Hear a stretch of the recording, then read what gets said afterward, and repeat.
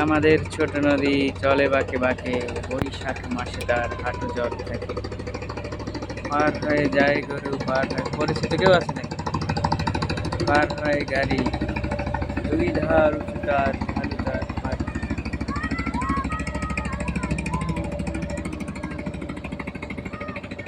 বৈশাখ মাসে টাইম পানি এদিকে চললে বা বুঝতে যাবো। এই যে ঢেউ আসছে, ঢেউ।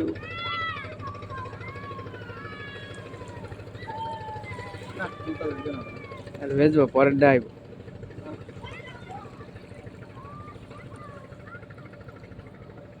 সুন্দর একটা মুহূর্ত পাইলাম আমরা। পোলাপানগুলোর কি অবস্থা? ওরা আছে না মাঝখানে?